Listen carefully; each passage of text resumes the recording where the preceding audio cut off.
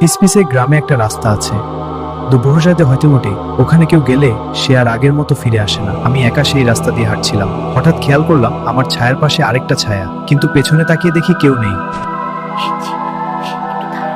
এই কণ্ঠটা মানুষের মতো না, গ্রামের ভাষায় ডাকছে আমার নাম ধরে।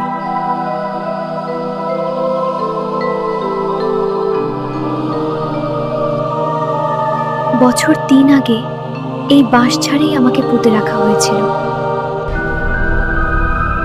আজ কাউকে নিয়ে যেতে পারলে আমার মুখ পা।